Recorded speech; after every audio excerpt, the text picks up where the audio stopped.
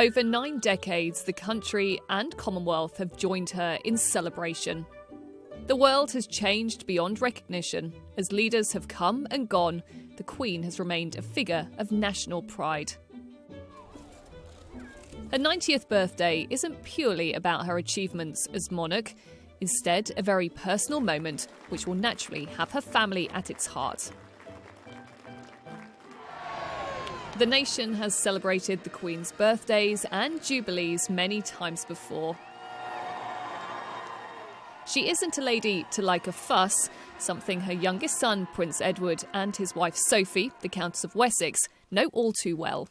Well, I think what no one else has to remember about birthdays is that it's an excuse for everybody else to have a party. And I'm sure that the Queen's obviously looking forward to the 90th. I mean, that's one thing, but I think that once the event is over, I think she would quite like it to sort of, as any of us when we reach the city, she would quite want that sort of just disappear into the background and then get on with life. So, but yes, I think around the 21st of April, I think there'll be quite a lot of celebrations, and yes, we'll be there to try and help and mark the occasion as well. Actually, we don't need much of an excuse to get together, but it's good to have something to mark the occasion with. But yeah, there'll be plenty of celebrations and card making by the children. I think a bit of that going on as well. But yeah, so it'll be fun, I think. The busy periods really genuinely are busy, and often it's a situation where we don't necessarily see so much of each other. So I think when those occasions that you mentioned, like Christmas at Sandringham and the summer at Balmoral and Easter at Windsor, you know, those are real occasions where we can really get together and spend time with each other. And it's very much more condensed, and it's a time to sort of shut the door a little bit on the rest of the world and actually spend that quality time together. And of course, particularly Sandringham and Balmoral lend themselves very well for that kind of event because they have the space, and it's quite a large family too. As a mother of 4, Elizabeth was juggling family and her international role. Life for the young Prince Edward was full of extraordinary events.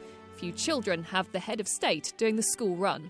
As you were growing up sometimes, was it difficult for her to balance her job as the monarch with family time and making sure that she spent time with you as children? I'm sure it probably was. My view is slightly different being the youngest. So I think in any case, I think my parents were much more relaxed by then. So they'd been there, done that, So I wasn't necessarily aware of it, and as a child, as you're growing up, you're not necessarily aware of it. Looking back on it, I think, well, actually, maybe. You know, there was, I mean, the summer was definitely, so school would break up in July, and that would be for me the sort of the phony holiday. So we'd go off and do different things. But my parents really weren't really able to escape until August, and that was always really frustrating because we get to Balmoral in sort of mid-August, and it was great fun, but I was only there for about 2 weeks, and it was off back to school again. It was like very, very frustrating. Your son and daughter are growing up now. What is their relationship like with the Queen? Oh, they adore her. They adore both of them, actually. She takes a genuine interest in them and loves to hear what they have to say about activities that they've been doing. And of course, if they share an activity with her, such as particularly Louise with riding, and you know, she loves the fact that Louise enjoys the ponies, and James enjoys the vehicles. So no, she really does have a wonderful relationship with them, but she's very much in control. The family is very close together, and we do enjoy spending time. And she's always made time all the way through her life, and yes, there have been those particular moments of the year when that very much comes first. We're a lot more fortunate because we live so much closer to the Queen, so when she spends a lot of time at Windsor at weekends, you know, our children are more fortunate because they can go over and have tea with her on a regular basis. So we do see quite a lot of her, and we're over there most weekends riding, and you know, so she sees quite a lot of us. Lucky her.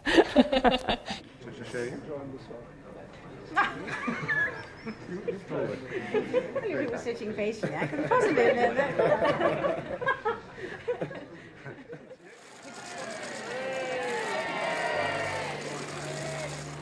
The Queen continues to balance the needs of her family with the demands of being monarch. And at 90 years old, she has plenty of experience to pass on.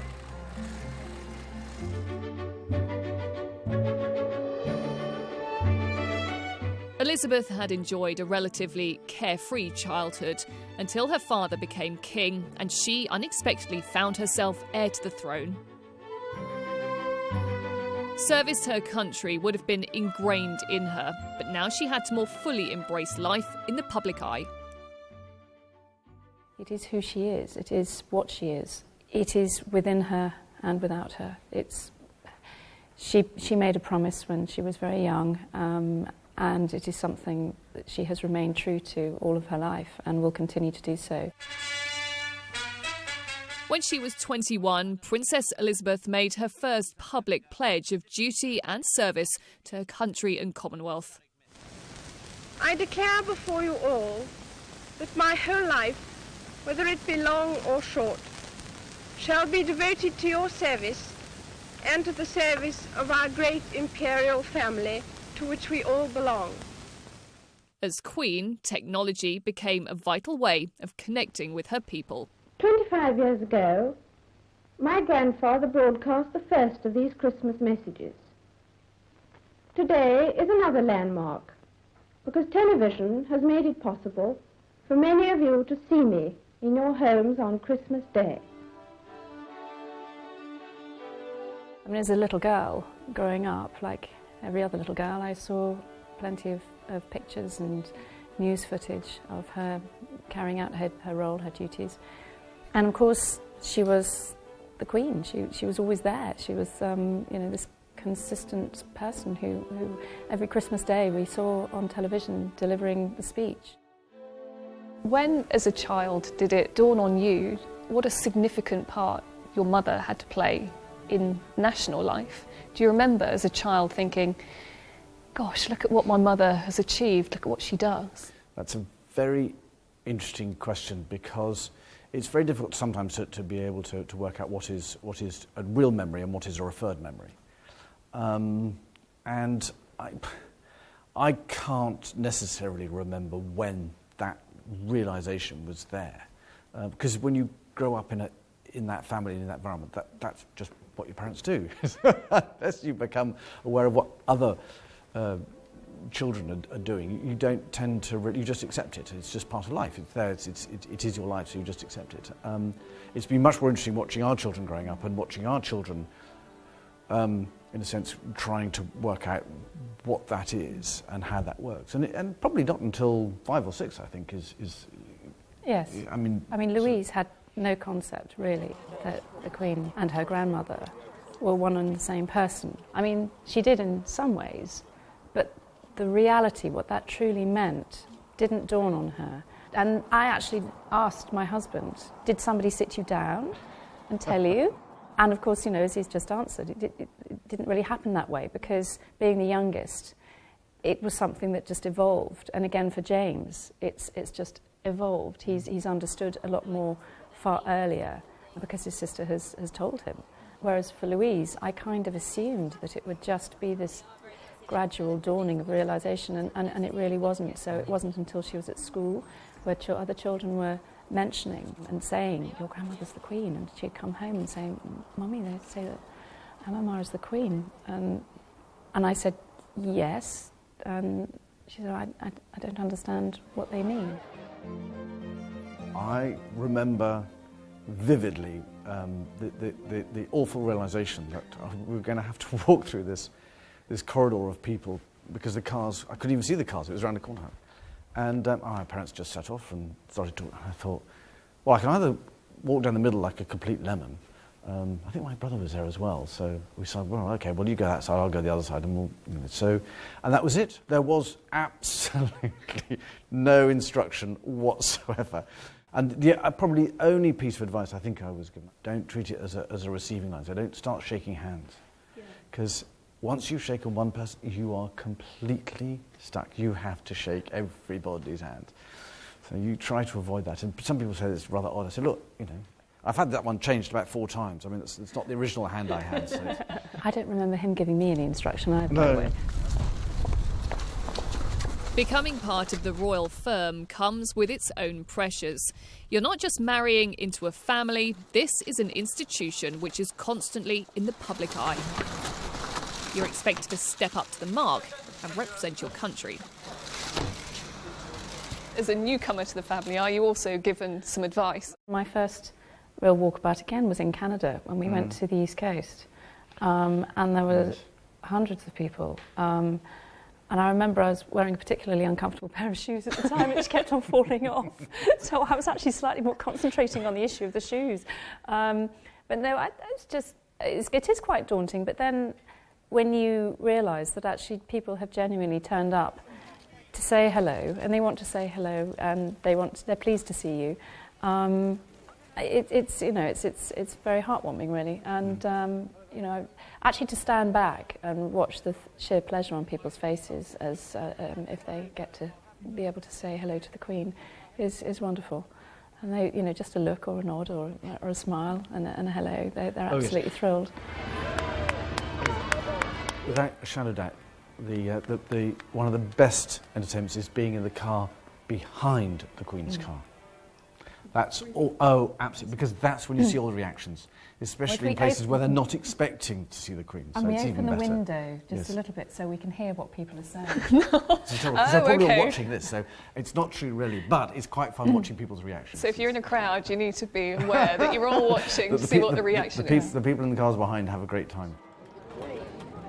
Another expert in the art of royal engagements and walkabouts is her husband, the Duke of Edinburgh. A constant by her side, the Queen and Prince Philip make the ultimate royal partnership. Queen and the Duke of Edinburgh have it down to a T, don't they? People have talked about how she will go one way, he will go the other, and they are a real team when it comes to those engagements. And also Duke of Edinburgh always notices the little one who's got a flower that he or she wants to give to the Queen. And there are many, many photographs and footage of him picking the child up, taking it over the barrier and letting the child go and give the flower to the Queen, and then he always notices things like that. Frequently we have discussed my intended speech beforehand, and as you will imagine, his views have been expressed in a forthright manner. He is someone who doesn't take easily to compliments, but he has quite simply been my strength and stay all these years. And I and his whole family, and this and many other countries, owe him a debt greater than he would ever claim, or we shall ever know. Particularly for a woman in a role such as she has, I think it would be a very lonely place to be if she didn't have a life partner the way that she has with Prince Philip. And he's a strong character, he's someone she can lean on. He has his own interests as well as the interests of the Queen as well. He sort of has her back, really. He's been very supportive of her over the years, but also, it's not just about being Queen. She has a family as well, and the two of them together are the head of that family, and they've been wonderful to all of us over the years. The main lesson that we've learned is that tolerance is the one essential ingredient of any happy marriage. It may not be quite so important when things are going well, but it is absolutely vital when things get difficult. And you can take it from me that the Queen has the quality of tolerance and abundance.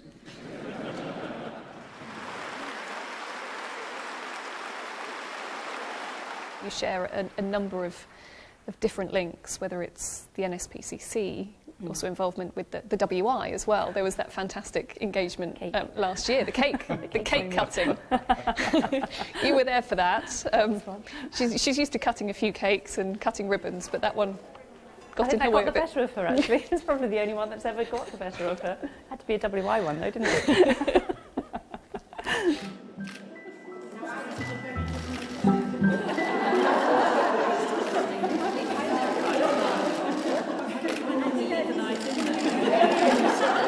In terms of supporting you, in terms of developing the charities that you want to support, has she really helped you along the way with that? Oh, well, carrying out engagements, for her, I can only hope to fill a tiny part of the shoes. So have you found some things in here that you like? Well, I think I might have this morning. I want a black handbag for travelling. For all of us, we've all sort of charted our own course, really, picked up our own interests as far as possible. For her, of course, she's got hundreds of different charities, and I think she's very grateful if any of us have actually stepped up and actually tried to share a little bit of the burden. They cover all sorts of different issues, and of course you couldn't hope to be in all places at the same time. I was thrilled when she asked me to become Vice Patron of the Diamond Jubilee Trust, which has a special interest in sight, which is something that I'm very interested in. And she likes to know what I've been doing, and well, actually, it's not that she likes to know what I've been doing, she always knows what I've been doing. She's closely watching your diaries, she knows what we're all up to. Yeah. Absolutely. You're all busy. It's always quite a lot of give and take because she's interested in where we've been and then reporting back on what we found and what we've seen, because we're bound to bump into other people that she knows, or she knows most of the characters as well, so it's always quite useful before going as well. She has been doing the job longer than any other king or queen. In September 2015, she became Britain's longest reigning monarch, shaping the role over 7 decades. Many, including you, First Minister, have also kindly noted another significance attaching to today, although it is not one to which I have ever aspired. Inevitably, a long life can pass by many milestones. My own is no exception. But I thank you all, and the many others at home and overseas, for your touching messages of great kindness. Many will be wondering whether she has any intention of slowing down now she's 90. Not likely, according to her family. They continue to do so many engagements, the Queen and the Duke of Edinburgh. Does it continue to surprise you? Many people in their 90s would be putting their feet up a little bit. You try and tell either of my parents to go. Good luck to you. No. To be honest, it's the business is a people business. That's what it's about, and it is that interest and continuing interest in people which is what keeps us all going, and it keeps them going. It's their passions, it's the interests they have. I mean, my grandmother was the same, it is, and so actually, frankly, the more active that they are, the more interest they have, and the more interested they stay, the far better. And it's just you can't avoid it in this job. You can't put your feet up. There is no pension plan in this job.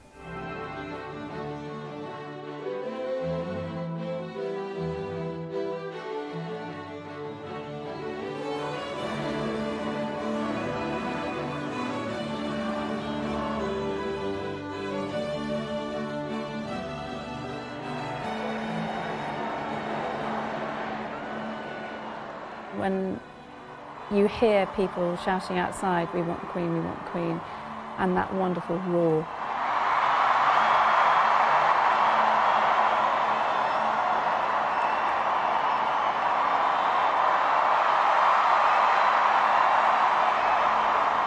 It's quite a surreal moment every time.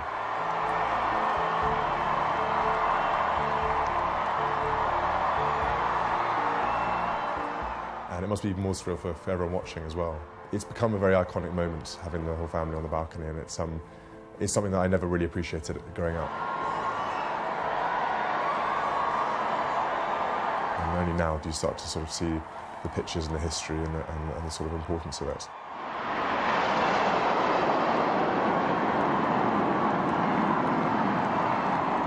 We are just the supporting cast on these occasions. There's no doubt about it, and I'm just trying to remember. I can't remember the first time I went out onto the balcony. It is a very peculiar moment. There's no doubt about it. It's that energy. It is that enthusiasm which will always remain, and it's the noise as well. That I think is a bit that is just quite extraordinary. There have been some fantastic occasions, but it's very difficult to describe it. But we are just the supporting cast. There is only one person they're there for. Long may she reign.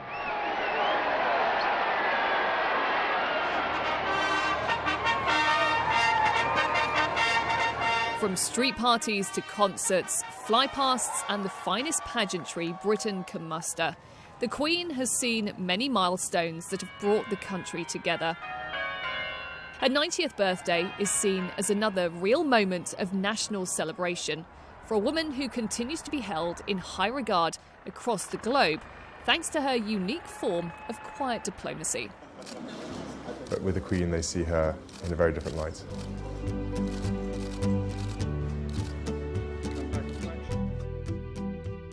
People continue to enjoy meeting them and look forward to meeting them, and it's still an excitement. Then nobody's ever going to stop that, and that's exactly how it should be. And it's great, the whole way the country has and not just this country, but actually around the world, and throughout the realms and territories and Commonwealth. People still remain excited about when the Queen comes. And they're genuinely happy that the Queen is going to celebrate this great birthday, and they're going to celebrate for it. And I think that is absolutely wonderful. And that sort of energy and enthusiasm they feed off. So, and we mustn't forget that my father's going to be marking a small milestone as well. And I don't mention that because I really will get into trouble. She welcomes you very gently. It's not overly scary. I think she has a genuine appreciation of what it's like, to meet her for the first time. And she tries to make people feel relaxed, because as long as somebody's relaxed with her, then things are going to go swimmingly, hopefully. But I think she makes a genuine effort to try and make you feel confident and happy with her. Her reign hasn't all been plain sailing. The royal family have faced their fair share of criticism. Those around her have little doubt that her enduring sense of duty has been vital in securing the future of the monarchy. The Queen and the Prince enter to be received by the great officers of state. As sovereign, it can be quite a lonely job, because there is only one sovereign, and that is where everything stops. There is no one else above. You can't pass anything on. It stops there.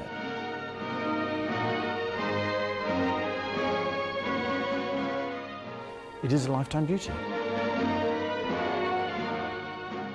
If we broke that golden thread, I think that it would change our history very quickly. There is a thread that runs through our history. We're very lucky. The sovereigns of this country have been a timeline. We don't measure our history by prime ministers. We don't measure our history by dates. It's by sovereigns. We don't realise how lucky we are to have it. And those countries that have lost it really miss the fact that they don't have that. It's that personality. That's. I know that in some ways a monarchy is not necessarily a. If you look at it in a purely academic way, it's not, doesn't necessarily make an awful lot of sense, and so people get very frustrated about this. But you can love a monarchy, and that's the difference. And we're very, very lucky in this country, because we have a monarch that is immensely loved. What is the lasting impact that she's had, and how proud are you as a family? Oh goodness, immensely proud of her. I can't think that there isn't anybody that wouldn't wish her well on this wonderful milestone. She's remained true to her promises that she made to the nation, and nobody could ask anything more of her, to be honest with you. But we know that she will just go on doing the same. And she's so good at it. I don't think we're allowed to sing her happy birthday, though. No, I don't think that would be a very good idea, no. It will be for us, the children of today, to make the world of tomorrow a better and happier place. From young princess to marrying her wartime sweetheart, the joys of motherhood and becoming a young monarch.